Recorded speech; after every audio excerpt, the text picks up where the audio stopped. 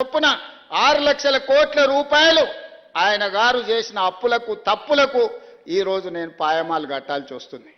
ఆయన అంటుండు రేవంత్ రెడ్డి వస్తేనే అప్పులు చేసిండు, రేవంత్ రెడ్డి వస్తేనే అప్పులు చేసిండు. ఆయన 1,52,000 కోట్లే అప్పు చేసిండని చెప్పిండు. కాదు, 1,58,000 కోట్ల రూపాయలు అప్పు చేసిండు మీ ముఖ్యమంత్రి.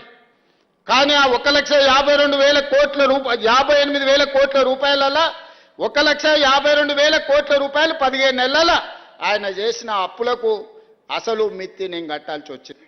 ఇంకెట్లా నడపాలనో రాష్ట్ర ప్రభుత్వాన్ని మీరు చెప్పండి. ఇవాళ ఏ పథకం ఆగలే, రైతు భరోసా ఆగలేదు, రైతు రుణమాఫీ ఆగలేదు, షాదీ ముబారక్ ఆగలేదు, కళ్యాణ లక్ష్మి ఆగలేదు. మా ఆడబిడ్డలకు అదనంగా ఉచిత ఆర్టీసీ బస్సు ఇచ్చే 5,000 కోట్ల రూపాయలు ఖర్చు పెట్టినాం.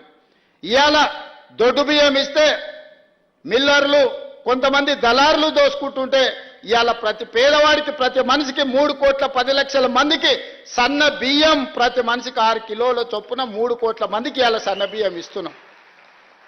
ఆ పేదోళ్ళ ఇళ్లలో ఏ సన్న బియ్యం అయితే మేము ఇచ్చినామో నేను, మా మంత్రులు, మా ఎమ్మెల్యేలు, మా నాయకులందరూ వాళ్ళ ఇళ్లలో పోయి ఆ సన్న బియ్యం అన్నం తినొస్తున్నాం.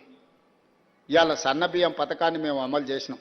200 యూనిట్లు ఉచితంగా ప్రతి పేదవాడికి ఇచ్చినాం. గల్ఫ్ కార్మికులు ఎవరైనా అక్కడ చచ్చిపోతే శవాలను కూడా ఈ దేశానికి తేలేని పరిస్థితి ఉండే.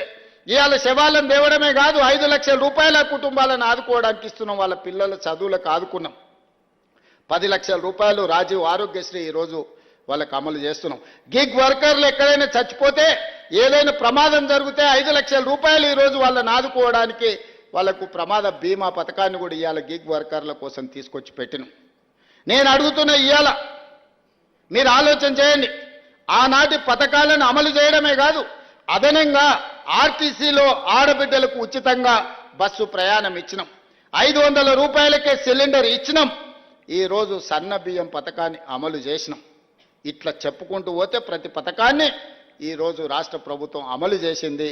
60,000 ప్రభుత్వ ఉద్యోగాలు మొదటి సంవత్సరంలోనే నియామకాలు చేపట్టిన రాష్ట్రం ఈ దేశంలోనే తెలంగాణ రాష్ట్రం.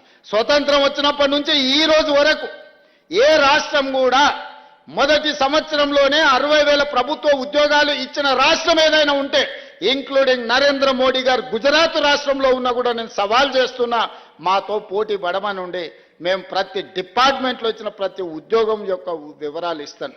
60,000 ఉద్యోగాలు ప్రభుత్వంలో నియామకాలు చేపట్టి మేము ఈరోజు నిరుద్యోగ యువకుల పట్ల ఒక సానుభూతితో మా ప్రభుత్వం ముందుకు వెళ్తుంది. ఇన్ని చేసినా ఇవి సరిపోతుంది.